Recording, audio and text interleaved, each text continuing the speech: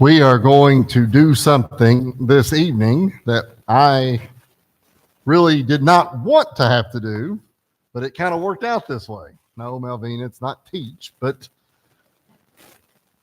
it is. The lesson tonight is going to be one lesson, and then we're going to start another one. The one tonight is the starting one is a short lesson, but it's also something that we've addressed 2 or 3 times here of late. And so I'm going to talk about it, and then we'll start and we'll finish the other one next week. Tonight's first part is the man with dropsy. We'll talk a little bit about what that is. That's Luke chapter 14. The second half of tonight, we're going to start Lazarus, which is 46 verses. Probably too much to cover in one night. So it'll work out pretty well. We're going to do like a third of Lazarus tonight, and then we'll do the back 2/3 of it next week. So I thought it was the best way to make it work. But we're going to look at Luke chapter 14 to start with. While you're going there, you may see this tear down. My Bible is just about done. I've been telling you that I keep losing parts of the New Testament. Like we don't go past Ephesians anymore. Now we don't even have a back side of it here. So those Psalms lessons couldn't have come at a better time, because that's about all I'm going to have left, I think, by the time this is all said and done. But we're in Luke chapter 14, and hopefully the Bible will, my copy will hold on for just a little bit longer. This is our 28th lesson. Jesus heals a man with dropsy. There's 34 that we're going to be covering. So we are well on our way, and we'll be done by about a little before Christmas, I believe. Let's talk a little bit about what we're going to be looking at here this evening. Part of the reason I didn't really want to spend a whole lot of time with this is because there's not a whole lot of information, but that's not uncommon. A lot of these miracles have only held up 3, 4, 5 verses maybe in the scripture. But a lot of what they talk about is a continued debated issue, and that is dealing with healing on the Sabbath day. But even the example that Jesus uses is an example that we already talked about last week, or may have been the week before, about healing on the Sabbath. So there's just not a major bulk of information for us. And so that's kind of why we're going to look at it this evening rather quickly. But in this story, as we talked about already, Jesus dines at the house of a Pharisee on the Sabbath day. We've talked about the Sabbath day. Just to be clear, the Sabbath day on the calendar is Saturday. You'll see it referred to. Some people refer to it as Sunday. They sort of rolled the Old Testament idea of a Sabbath into a New Testament idea of a Sunday. There's no teaching of that. That's a cultural thing in many cases. Some of you may remember, I remember when we were young, people talked about everything was closed on Sunday. I don't know when that was, because that's 40 years ago, and it wasn't like that then, but it must have been in the days of yore that everybody remembers from back when. But that became a cultural thing, but it was sort of tethered to a religious thing based on the old school idea of a Sabbath. But Jesus in this story has been invited, but he's being watched. And the Bible says, and we're going to see this, so that the Jews would entrap him, these same Pharisees that we've came in contact with quite a bit. They commonly feasted on the Sabbath, but the food had to be prepared beforehand. That's what we read there just a second ago. I gave you the extent of Exodus chapter 16. We read about 9 verses, I think. But more specifically, verse 23, then he said to them, this is what the Lord has said. Tomorrow is a Sabbath rest, a holy Sabbath to the Lord.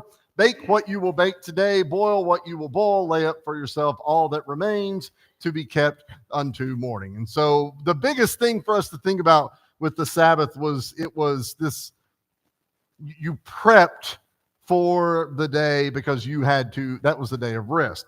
The reality is people most likely ended up sort of doing twice as much the day before, wearing themselves out so that they would be able to rest the next day. And then we talked several weeks ago about sort of the stretching of the rules there, and how they, in many ways, sort of made up the rule. You could walk this far, but not a step further. A lot of that was, again, like we talked about, sort of cultural in what it did as well. We're going to talk about tonight in this what dropsy is. How many of you have ever heard of dropsy before? In the Bible, you've probably heard of it. It's not really called that anymore. It's now referred to as edema. Am I saying that right? I think that edema. All right. But a man at this feast that they're at, Luke describes him as having dropsy. And it's just the term that was used. Yes, ma'am. So what this is it causes an abnormal accumulation of fluid in the body. And fluid gathers in a lot of different places in the body. I got this picture or this because there were some pictures, but it increases the risk of congestive heart failure. And I suspect, Lucille, that's what that was. Because I noticed it mentions heart, kidneys, and liver. But anything, and most of us can probably relate to this. You know of people who have been sick and they have fluid, and that's something Billy dealt with and has dealt with. And that's not a good thing. Your body should be flushing that on out. But this is a disease that causes that to accumulate. And often it's incurable. And you'll see there's swelling. For instance, this is a healthy foot. This is a foot with dropsy or edema. And so you can tell the size of it. This is one there. It gives you feet, but I saw several examples of chest, of stomach, of legs, different things. But the point of this, we can get into the weeds scientifically, and I don't know anything about this. Michaela, you might have to tell all about this. But this is just to show that it was something that somebody suffered with. And the fact that it would be hard to cure would have made it really difficult for somebody living at the time. You had your hand raised. Well, I've looked at a lot of this.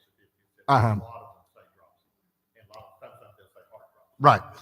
And I think that's what it was. It was that fluid, and that's part of the job of your heart is to sort of push all that off as well. Anybody know anything? I can't tell you much more than this, but sure. And again, this is not, the Bible wasn't here meant to be a medical textbook here, but rather just to tell you what this person was suffering from. So this is Luke 14. We're going to look at verses 1 through 6. We'll do the first 3, and then we'll do the second 3. Melvina, can you read the first 3 verses?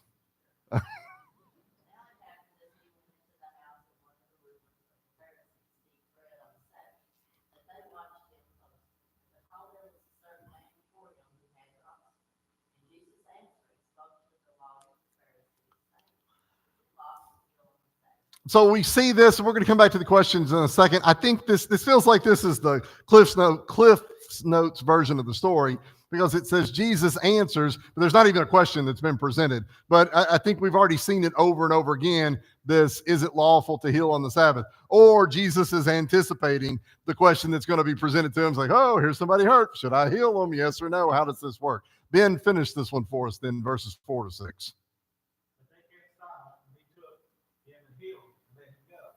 Then he answered them, saying, which of you having a donkey or an ox that has fallen into a pit without a vehicle to move out on the Sabbath? And they did not answer him regarding this thing. All right, so that'll sound familiar. So let's look at a couple of questions just to sort of tie this one up. Like I said, we're not spending a great bit of time on it. But what question does Jesus ask of the lawyers here? Asks of the Pharisees. What did he ask them? Can I heal on the Sabbath? Have we addressed that in here before? We have talked, it feels like that's what we've talked about for 3 or 4 weeks in a row in some form or another. So he presents the question, but if you present a question, you would like to have an answer. And how did they answer him after the question was presented? With silence. They didn't really answer him at all. Why do you think they didn't answer Jesus?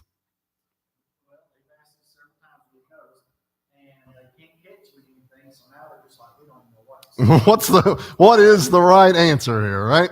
This is a difficult question to answer because we're going to be wrong no matter what. Yes. I think that it's kind of interesting that he's in one of these houses. Yeah. This guy's intrigued by him, or he wouldn't have let him come in. Right. And he may have done, I'm sure he's been invited. Mm-hmm. So he's somewhat intrigued by him, but he really probably don't understand him either. Right. Sure. And I think Jesus, of course, knows their hearts. He knows exactly that they're intrigued by him. And by even the invitation. Sure. So they keep silent in their answer on the front half of verse 4. So what does Jesus then do in the back half of verse 4? He answers the question. He takes them and heals them. So if there was any doubt as to can you heal or not, Jesus goes ahead and takes care of that right then and there. But that's not the last question. So Jesus heals him right then and there, and then he follows it up with this question. Verse 5. What did he then ask the people that were there?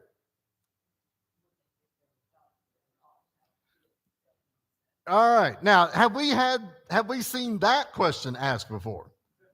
A similar question. It said, who among you, if you had a donkey or an ox fall into a pit, wouldn't try to, I think last week it was in a stall, right? It wasn't necessarily in a pit, but it was just kind of hemmed up, in the stall. But it said, if he's fallen into a pit, and some of y'all, not necessarily me, but some of y'all know, if a donkey or an ox were to fall into a pit, what's liable to happen to it? It can die. It could be hurt. A leg could break or whatever. And so if that happens, he says, what are you going to do? What's the answer there? They're going to get him out, because that's in many cases your livelihood right there. And so Jesus says, if you are faced with this situation, what would you do? Their response was what? Yep. It's going to be a community chore to be able to get that. So how do they respond here?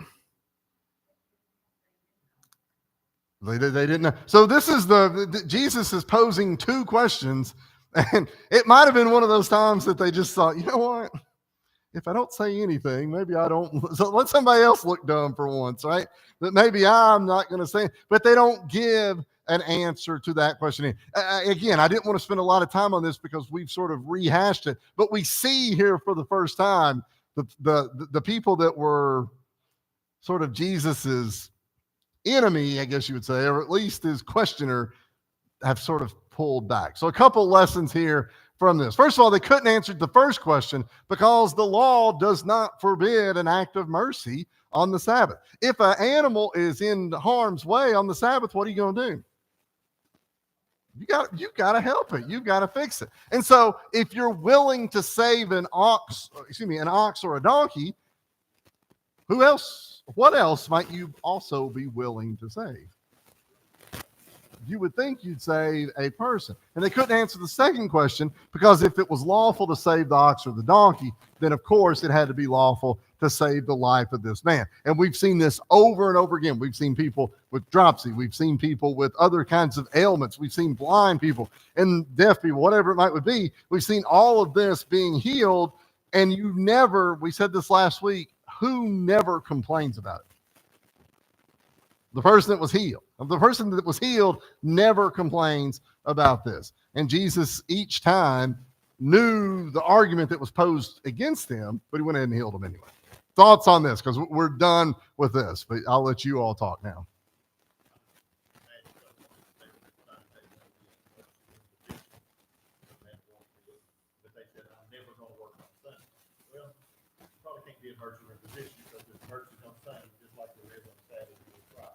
Right. And I think that would be probably a cool career path for you. Probably more on Sunday, right? Okay.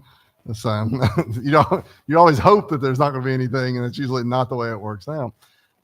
It's the total opposite of that. But you're exactly right. Like, you can have these plans, but it doesn't always work. How many times have you heard the preacher or somebody say, an invitation at the end, but say, the invitation doesn't end when we finish this song. If you call at midnight, well, if you were to call me tomorrow morning or overnight at 2:30 in the morning and say, I'd like to be baptized, is that inconvenient for me? Well, probably so. I'm probably sound asleep. And that's other things I might would, other times that I might would prefer. But what should I do in that case? We're going to get up because I'm going to be happy for the opportunity to help somebody. Well, the same with the person that's suffering from dropsy. I guess we could wait till tomorrow, but they'd probably appreciate it if we'd go ahead and fix it right then and there. Okay. Sure. Yeah. Who knows? But I mean, as you said, you've seen numerous death certificates, and Lucille, you mentioned it there just a minute ago, people that have died from that. And it's certainly something that can kill, that could kill you then, and you would have wanted to have healed as well. All right. Any others? Again, this is not our normal way of doing things, but we're going to move on to the next one. I think if you're in Luke, you're in the wrong spot now. We need to go to John chapter 11.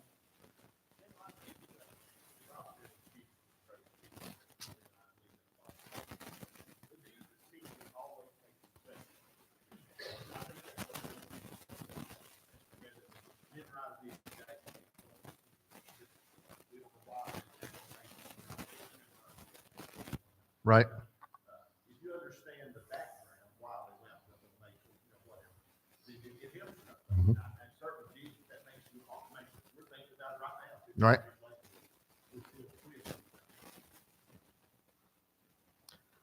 Tonight, and then next week, we'll talk about Lazarus being raised. And I suspect that when we've talked about this a few times, the miracles of Jesus, this is probably one that's near the top of your list of things that you remember, maybe the story that you know, but oddly enough, only appears one time. It's a full chapter, almost a full chapter, but it only appears in John chapter 11. So we don't have a Matthew, Mark, or a Luke version of this. But what's also odd is very few of our lessons have come from John, and very few of the miracles, relatively speaking, are even told in John. They're quite often mentioned in Matthew, Mark, and Luke, but not necessarily in John. We'll talk a little bit about who Lazarus was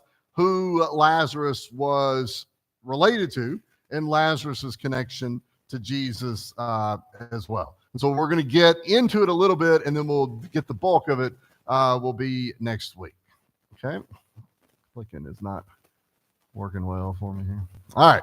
So let's start, first of all, though, with the setting. And I've got there Jerusalem, Bethany, and the Mount of Olives. I want you to hold up the number of fingers in the air of those three. How many of those have you heard of? If you only heard of one, hold up. If you've heard of two, hold up two. If you've heard of three, hold up three. Okay? Probably going to see a lot of threes here. I'm guessing all of us have heard of Jerusalem, right? You know, the Bible sort of centers around Jerusalem, so we'll be familiar with that. Bethany might be the one that maybe, we might have missed it somewhere, but Bethany is where this is going to take place, and it's not far from Jerusalem, just a couple of miles. And what about the Mount of Olives? Okay, Mount of Olives. What do we know? We know anything about what comes to mind when we say Mount of Olives?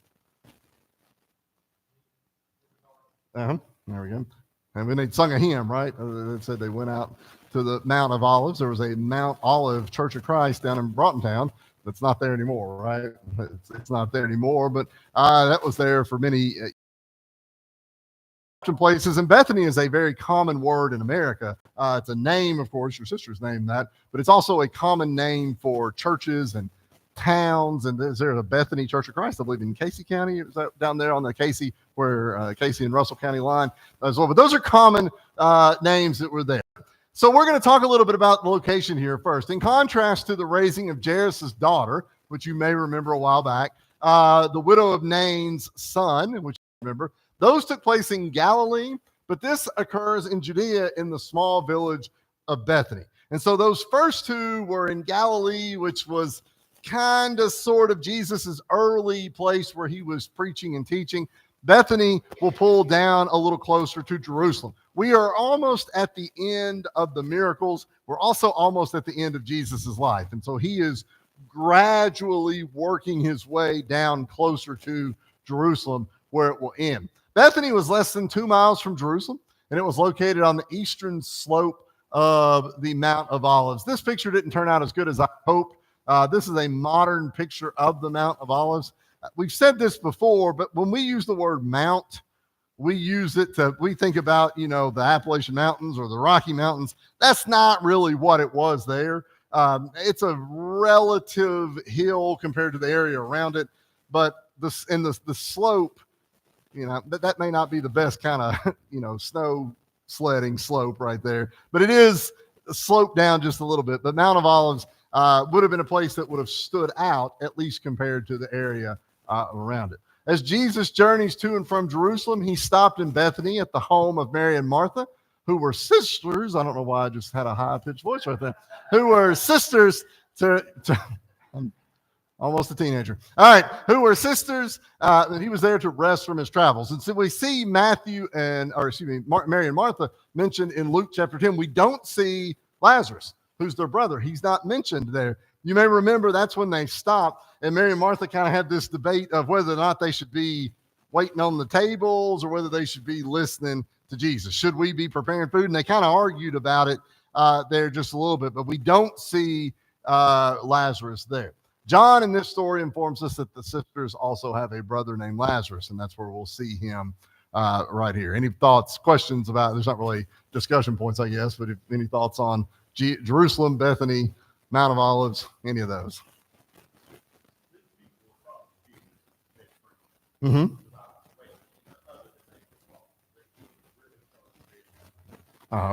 And we'll see that. That'll come out in this lesson here as well. All right. A little bit about what we have here. There's, by the way, when I was looking for pictures of Jesus' miracle with dropsy, there was like one.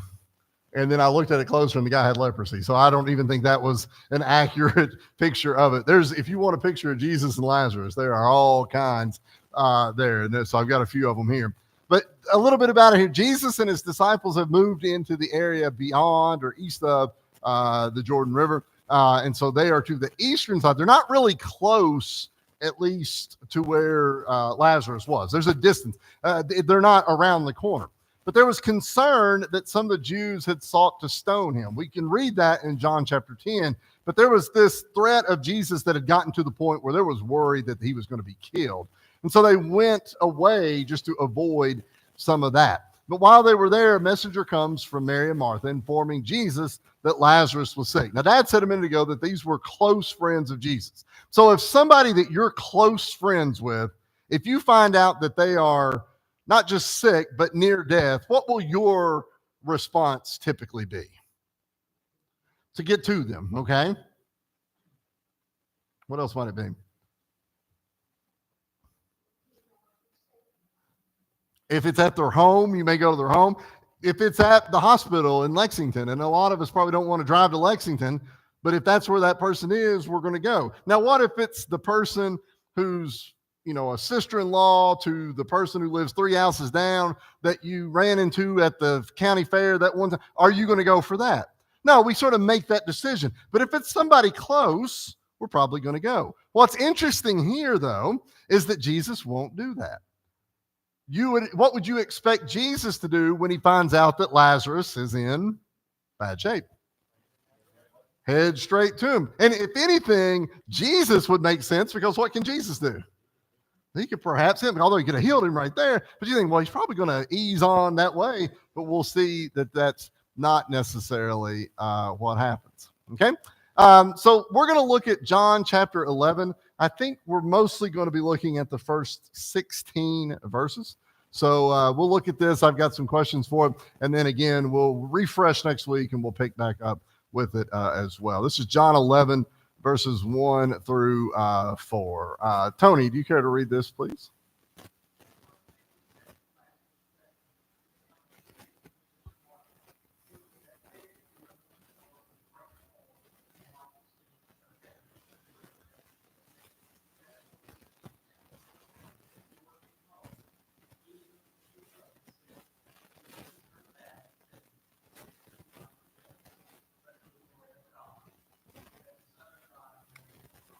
Okay, so let's look at a few questions about this. We'll set the stage, as it were. This is the same Mary in John chapter 11, or what we read here, but it happened in John chapter 10. What did the previous story tell? What had Mary previously done? It references. Washed his feet, right? With oil, and anointed his head with oil and washed his feet. So we know who she is here. How did they describe their brother in the message to Jesus in verse 3? Okay, so behold, Lord, behold, he whom you love is sick. What does that sentence, what does that statement mean, do you believe?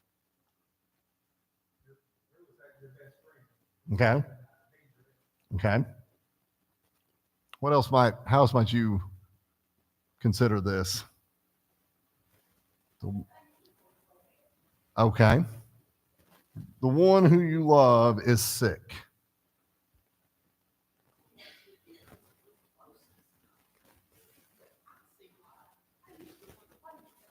Yeah. Right. And we'll get to that here in just a moment as well. John is also referred to as the one who Jesus loved. Is there any contradiction here between the description? There you go. There you go. And it's not Jesus saying this anyway. This is Mary and Martha. I think so. Novena said that it's showing the closeness. Again, this is not the third house down's sister-in-law who you saw at the county fair. This is the person who you wouldn't attach love to that person. I met this guy. He was super nice, really liked him. But I'm not attaching love to that friend of a friend of a friend like I would here. Ben?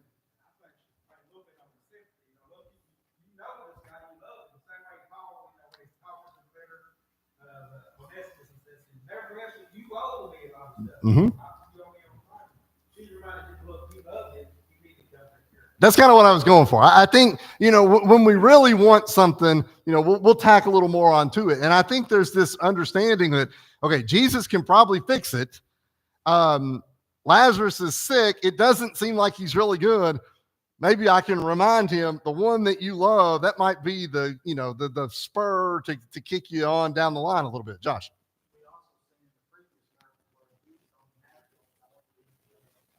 But the people don't really always view it that way. And I think that there's this thought, I would need Jesus to actually be here to do it, even though he could. But you're exactly right on that. Jesus, though, says that the sickness was for what purpose in verse 4?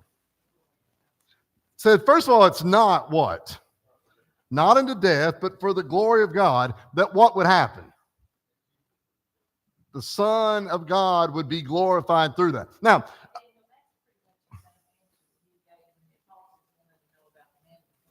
yeah. Absolutely. Absolutely. That's exactly right. If you didn't hear that, it's a sort of repeat answer about whether the man who was born blind, if he had sinned or if the parents had sinned there as well. So now we do this from time to time, and I want you to only consider verses 1 through 4, but I want you to be a disciple of Jesus right there with him. Okay? Think about verses 1 through 4. And then I want you to be that disciple. What does verse 4 mean to you if you're a disciple with Jesus when he said it?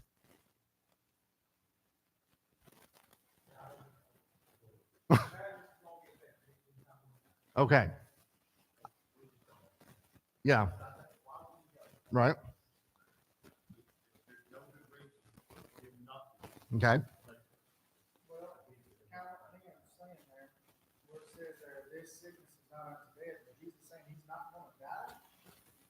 Well, we're going to answer that question here in a couple of verses, but I wanted you, that's why I said don't go past verse 4, but just think about you're in the spot there and say, so this sickness is not unto death. So if the doctor comes to you and says, you've got this issue, you're not going to die, but it might need, some rehabilitation or something like that. Well, you're comforted with that. Okay, so, I'm not going to die. I may have to do some physical therapy or something along those lines. I think that, if you're in this spot, all right, that kind of makes sense. Not unto death. But Jesus doesn't stop after not unto death. What does he then say? It's for the glory of God. But if this guy's just going to if he's been sick, it feels like they probably know him. So he's sick, now he's not. How does that glorify God? Like, I know people that were sick. If you were a disciple with Jesus at the time, is your head spinning a little bit maybe right here?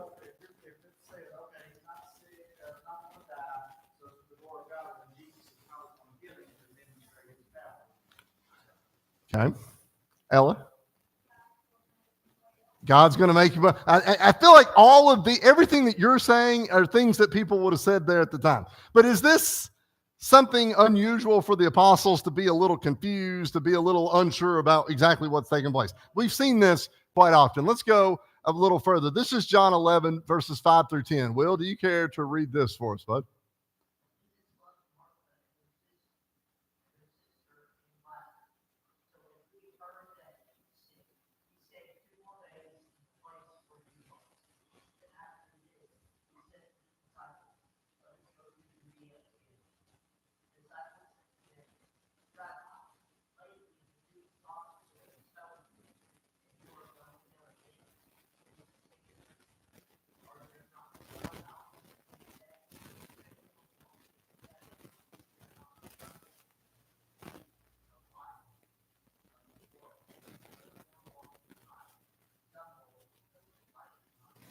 Okay. So now we didn't stop at verse 4, but we go a little further. So how long does Jesus stay where he is in verses 5 and 6? Now it says, though, I want us to look at verse 5 real quick. Go and look at verse 5 because it's short. It's not quite as short as verse 35, but it's short. But verse 5 says what? Loved Martha, he loved Mary, he loved Lazarus. And so they have already said to him in verse 2, right? Or verse 3 it was, the one that you love is sick. But Jesus sort of, we see, at least John mentions it in his writing, that Jesus loved them as well. You ever had somebody that liked you, but maybe you didn't necessarily like them as much as they liked you? I don't mean that in a bad way, but like sometimes you're just like, that person talks to me every time I see him, and I don't feel like I even know him. Well, Jesus here we see in verse 5, he loves all three of them. So verse 6, the obvious thing is, how long did he remain where he was? 10 seconds and he went, right? No, what was the answer? 2 days. Okay, so he waits to go heal somebody who he has already now established that he cared greatly about. Not only that, Jesus told his disciples that we're going to go back to Judea. And what'd they say? They said, what? This, a little chatter about them trying to kill you. We're going to go into this place. Remember a couple of verses ago, what did they anticipated Jesus saying? They said Lazarus was going to what?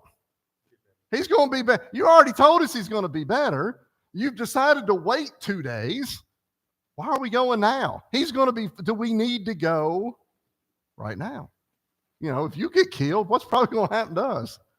Well, Thomas will answer that here in just a second. But they clearly had, misgivings perhaps of what Jesus said in verse 9 and 10, no, before. Maybe read verse 9.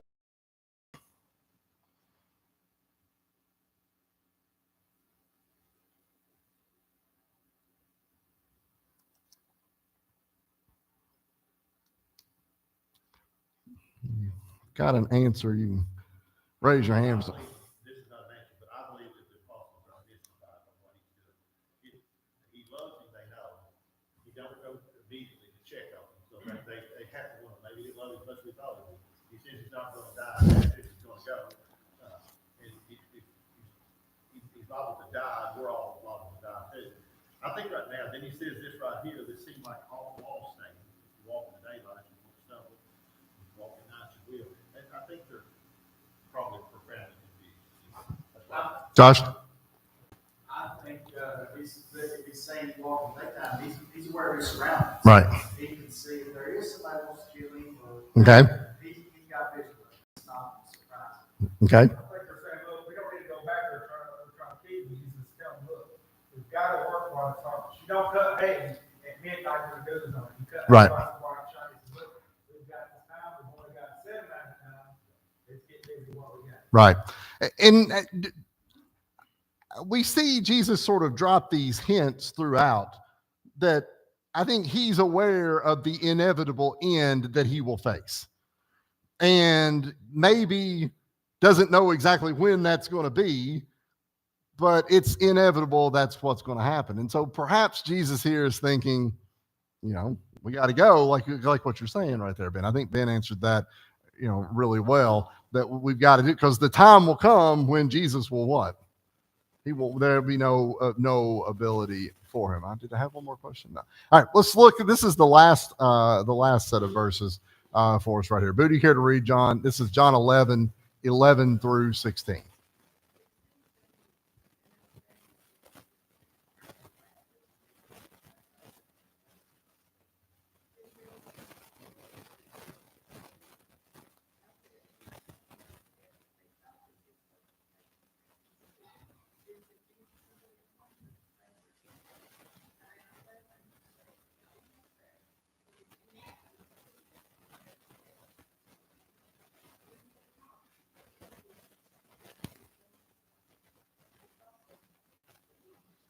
All right. So even again, we have a somewhat conflicting statement here in how Jesus presents it and how the people interpret it. And even after Jesus becomes maybe more clear, even still, it's not entirely sure that they're interpreting it the way that it's meant to be. What did Jesus tell the disciples about Lazarus? But what do they think he means in verses 11, 12, and 13? Our friend Lazarus, what? Sleeps, but I can do what? I can go and wake him up. All right. So when somebody says they're asleep, I can go, well, I've told y'all this story before, but when Will was really little, Lucille worked at Lee's Sam's Recipe. Got off at 4. Will was napping hard every day. Lucille would come in. Is he awake? No, he's a napping.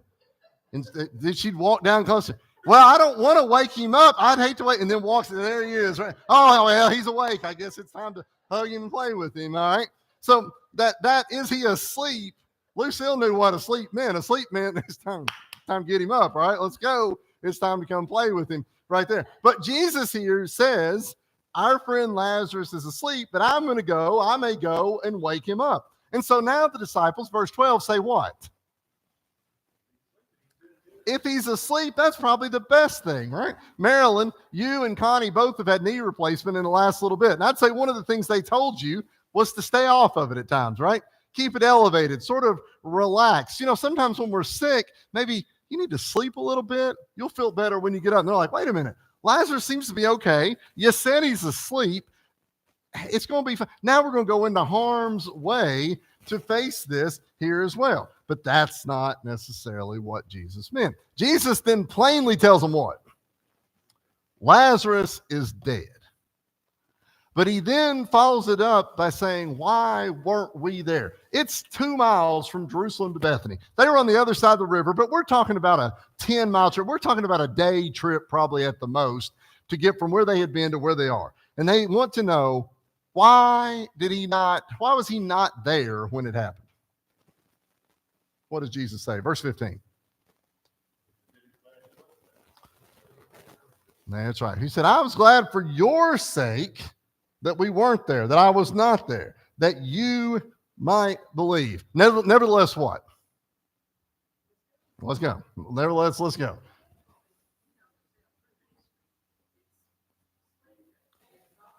Sure. Yeah. Right. And this is again, you know, if you're one of the apostles, you're kind of riding this wave of what are we talking about here? What does Thomas say to the other disciples? In a sense, we'll go with him. Let us go with him and die here. Let us go that we may die with him. So he's talking about dying with Jesus right here. And he was obviously fearful of the danger of going into this sort of rough area, but he was willing to do what? He was willing to go there. But Jesus doesn't seem as worried about himself. He's going to go. So it's kind of like everybody's sort of got different things that they're looking for with this. I think that's our stopping point this evening. But are there any, I thought that was a good sentence to end with what Thomas says right there. But I don't really have lesson points because we're not really done with it, but any thoughts or comments about this before we go further?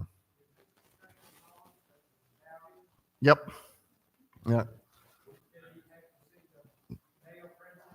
Yeah.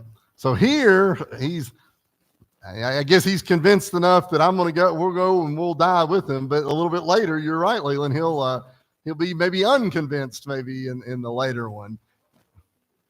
Mm-hmm. Right. Yeah. Who knows?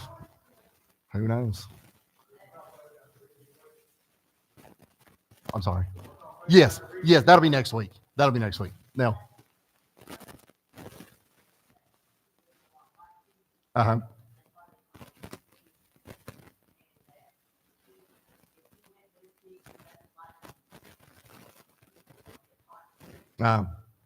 Could be. I hadn't read that. That's interesting. Any other thoughts? Again, we don't really have closing statements, I guess, on this, but. One of the guys in the United States, one man, one fell on the block. And the second time, he led a guy holler at his guys, come on, guys, what do you want to live forever? And he's willing to risk his life. And that's kind of what I think when I see this guy. And those guys followed him back and they went out. Right. That's what's common. We're going to live forever. Let's just go. Right. A little bit of that. Yeah. Others? Any others? Guys, thank you all. Again, next week we will continue with this lesson. We'll finish it next week. I also, again, you all already know how it ends, but I appreciate your working with me tonight to split it in half here. That helped.